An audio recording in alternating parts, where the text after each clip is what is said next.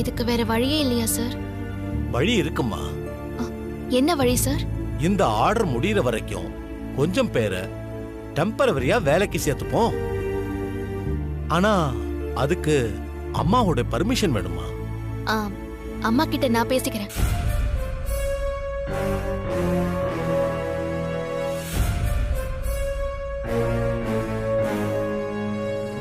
முதலாளியா இருந்து தொழிலாளர்கள் கிட்ட பேசிட்டு வரேன்னு சொன்ன, இப்போ டெம்பரரியா வர்க்கர்ஸ் வேலைக்கு எடுக்க பெர்மிஷன் கேட்டுட்டு வந்து நிக்கிற. அதான் பார்வதி காரணம் சொல்லிட்டாலே. கொஞ்சம் வர்க்கர்ஸ் நைட் ஷிஃப்ட் பார்க்க முடியாதுன்னு சொல்லிட்டாங்கன்னு. வர்க்கர்ஸோட மென்டாலிட்டி எனக்கு தெரியுங்க. பணம் அவங்களுக்கு தேவைதான்.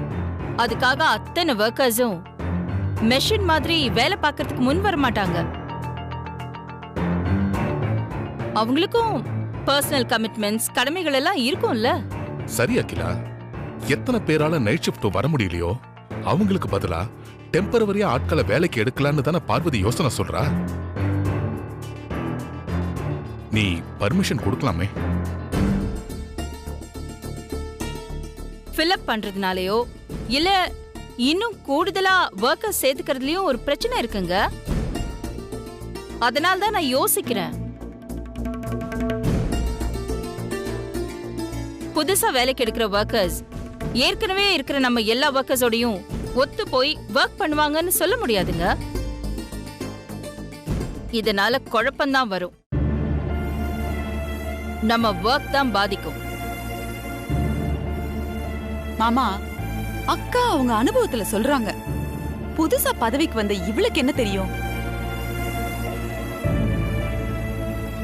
புதுசா பதவிக்கு வந்த பார்வதி தான் நம்ம எல்லாரும் முடியாதுன்னு சொன்ன ஆர்டர் முடியும்னு சொல்லி ஏத்துக்கிட்டு வேலை பார்த்துக்கிட்டு இருக்கா. நீ கொஞ்சம் பேசாம இரு வனஜா. நீங்க பயப்படுற மாதிரி எதுவும் நடக்காம நான் பாத்துக்கிறேம்மா. டெம்பரரி ஆட்களை வேலைக்கு எடுக்கிறத தவிர இப்போ வேற வழி இல்லம்மா. தயவு செஞ்சு பெர்மிஷன் கொடுங்கம்மா. பார்வதி, இந்த ஆர்டரை முடிக்கிறதே சவாலான விஷயம். அதுல நீ இந்த மாதிரி ரிஸ்க் எல்லாம் துணிஞ்சு எடுக்கிறேன்னு சொல்ற. இந்த தைரியமும் தன்னம்பிக்கையும் உனக்கு எங்க இருந்து வந்துச்சு? யார் உனக்கு கொடுத்தது? எல்லாம் என் மாமா கிட்ட இருந்து வந்ததுதாம்மா. என்னோட தன்னம்பிக்கையும் தைரியமும் அவர் கொடுத்ததுமா. எல்லாம் எனக்கு தெரியும் பார்வதி.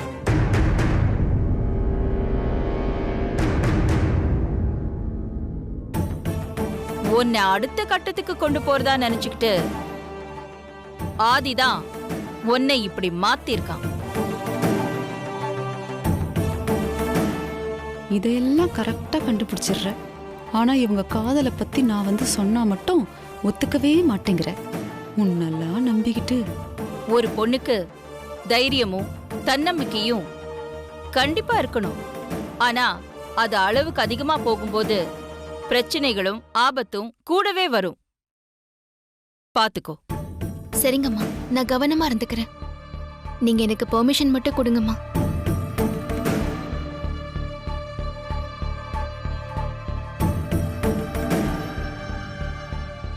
ஓகே, எனக்கு நீ சொன்ன மாதிரி இந்த ஆர்டரை முடிச்சு கொடுக்கணும். அதனால உனக்கு தேவையான ஆட்களை நீ டெம்பரரியா வேலைக்கு எடுத்துக்கோ.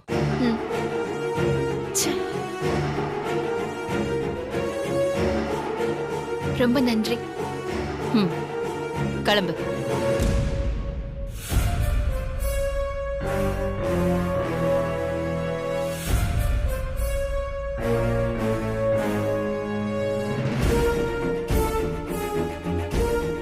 All the best Parvathi.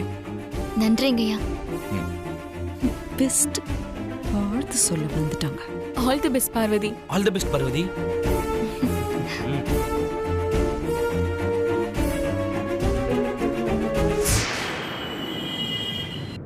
Parvathi அந்த அளவுக்கு யோசிக்க ஆரம்பிச்சிட்டாளா? ஆமா நந்தினி, அவ ஏதோ படிக்காத பட்டிக்காடுன்னு நினைச்சு நாம தான் அவளை ரொம்ப சாதாரணமா இடப்பட்டுட்டோம்.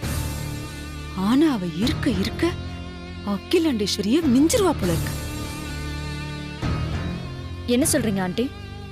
பின்ன என்ன நந்தினி, அந்த சமையல் கட்டுல நின்னுகிட்டு காய்கறிய வேக வச்சுக்கிட்டு கேக்குறதெல்லாம் செஞ்சு கொடுத்துட்டு இருந்தவ இப்ப என்னடான்னா நச்சு நச்சுன்னு அகிலாண்டேஸ்வரிக்கு ஐடியா கொடுக்கறா. அகிலாவோ அவ சொல்றதெல்லாம் கேக்குறாளே. இந்த வெளிநாட்டு ஆர்டரால எப்படியாவது அகிலாண்டேஸ்வரியோட பேரையும் புகழையும் கெடுக்கணும்னு நாம பிளான் பண்ணிட்டு இருந்தா அத இந்த சமையல்காரி நடக்க விட மாட்டா போல இருக்கே. கவலைப்படாதீங்க ஆண்டி. பார்வதி மாதிரி கிராமத்து பொண்ணுங்க சென்டிமெண்ட் இடியட்ஸ். இந்த மாதிரி இருக்கிறவங்கள எங்க அடிச்சா எங்க வலிக்கும்னு எனக்கு நல்லாவே தெரியும். நீங்க பார்வதி ஃபோன் நம்பரை கொடுங்க. அவ ஃபோன் நம்பர் வாங்கி நீ என்ன பண்ண போற? நீங்க ஃபோன் நம்பரை சொல்லுங்க ஆண்டி.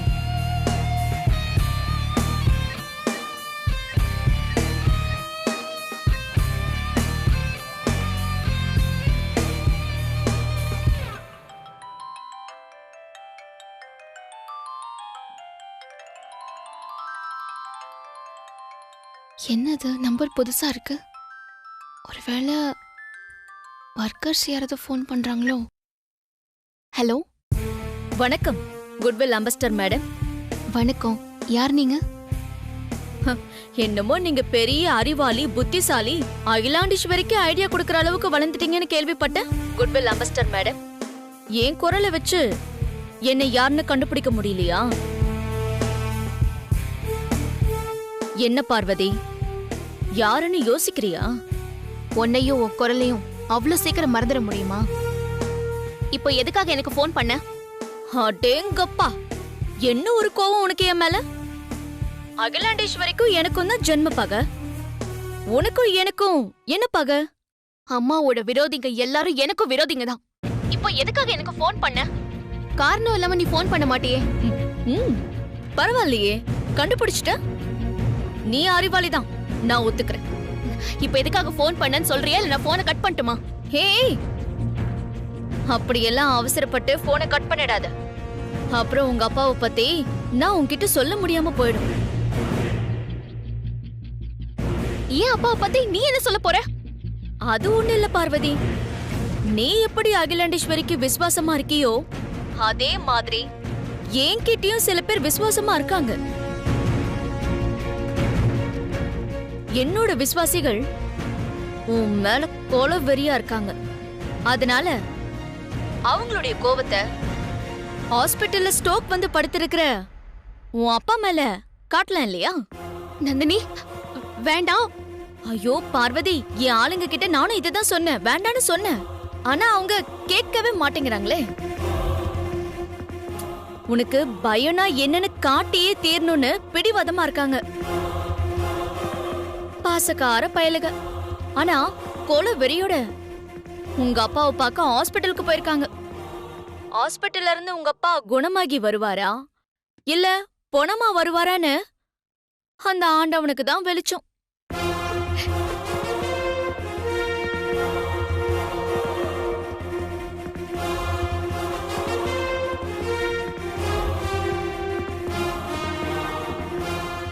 சூப்பர் நந்தினி, நல்லாவே சமையல்காரி வயித்துல புளிய கரைச்சிட்ட.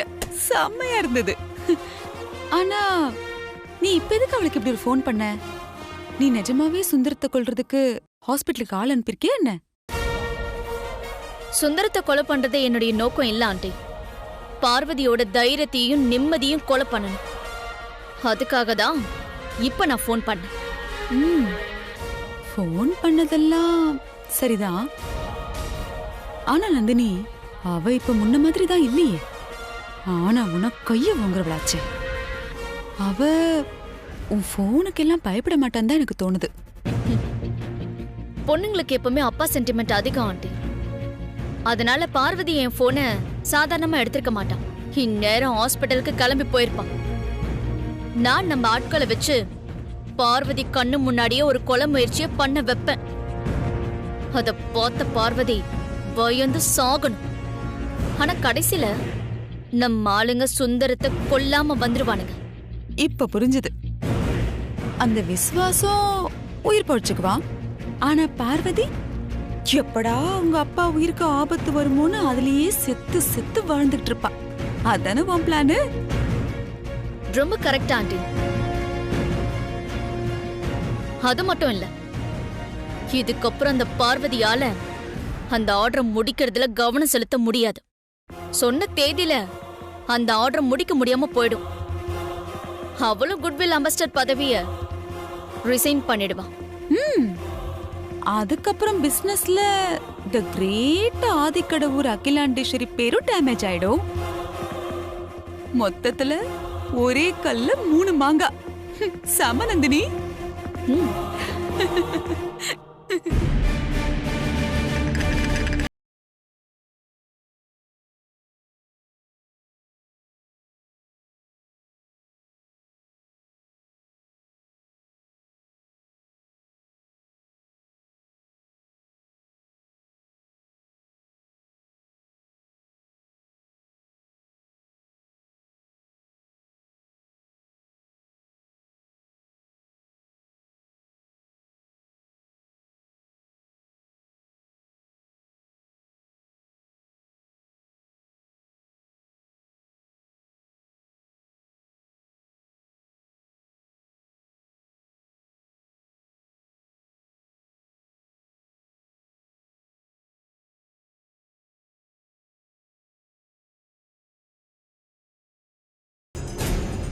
ரொம்ப நல்லதா போச்சு.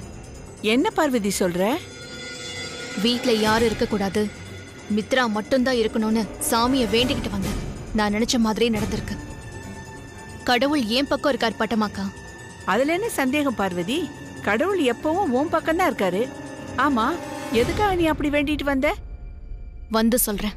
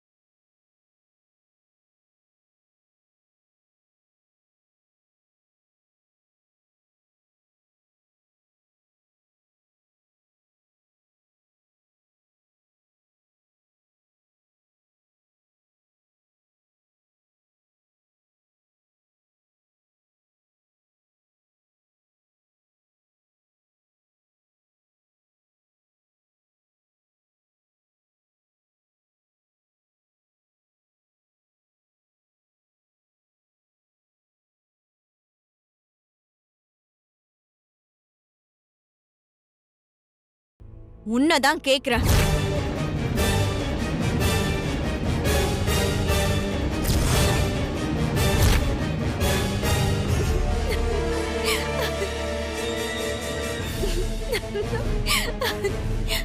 என்ன துப்பாக்கி காட்டி என்ன பயமுறுத்தலான்னு வந்தியா? இந்த துப்பாக்கிக்கெல்லாம் நான் பயப்பட மாட்டேன். ஆமா, அகிலாண்டீஸ்வரி மாதிரி துப்பாக்கி எல்லாம் எடுத்துட்டு வந்திருக்கியே, முதல்ல உனக்கு சுட தெரியுமா?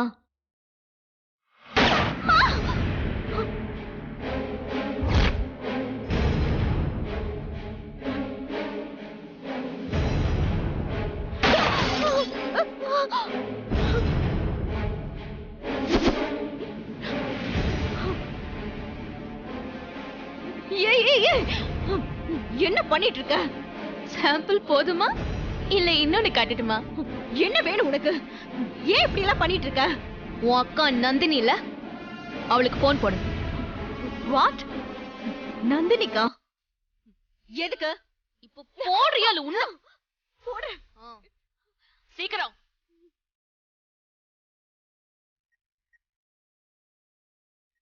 சீக்கிரம்.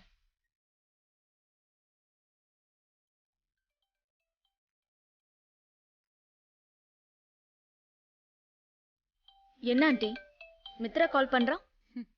வீட்ல யாரும் இல்ல நந்தினி, எல்லாரும் ஃபங்க்ஷனுக்கு போயிருக்காங்க. அதான் உன்கிட்ட பேசணும்னு தோணி இருக்கோம், கால் பண்ணிருக்கா. எடுத்து பேசு. சொல்லு மித்ரா. நந்தினி, நந்தினி.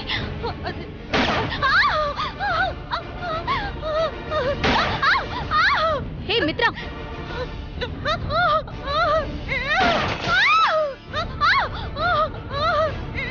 ஹே மித்ரா, என்னாச்சு?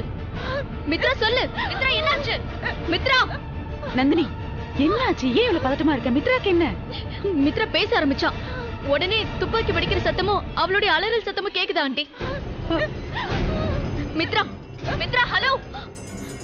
சொல்லு மித்ரா, என்னாச்சு? ஹலோ ஹலோ மித்ரா, மித்ரா நான் பேசுறது கேக்குதா? என்னாச்சு? நான் பேசுறது கேக்குதா மித்ரா? மித்ரா எதுக்கு சைலண்டா இருக்க? சொல்லு. இன்னும் சாகல, உயிரோட தான் இருக்கா.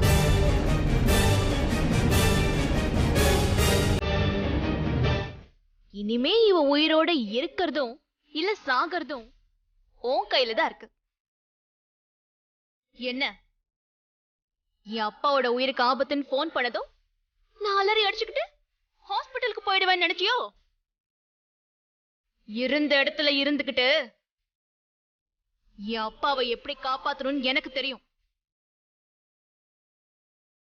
என் அப்பாவுக்கு மட்டும் ஏதாவது ஒண்ணு ஆச்சு, இங்க இருக்கிற உன் அருமை தங்கச்சிய சுட்டு கொன்னுட்டு நான் ஜெயிலுக்கு போகவும் தயங்க மாட்டேன். ஜாக்கிரதை.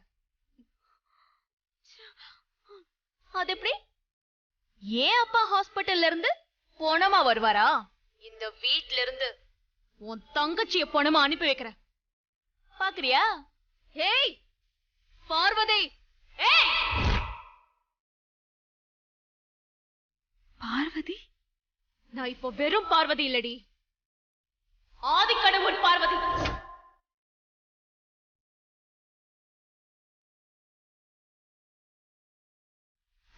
பார்வதி ஆதித்யா.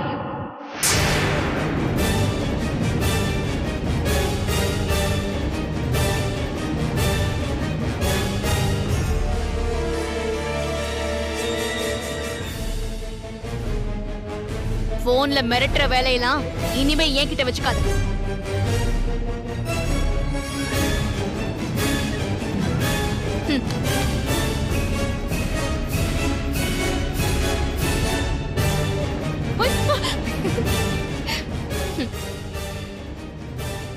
நந்தினி என்னாச்சு? நந்தினி என்னாச்சு? ஏன் போனை வச்சுட்ட?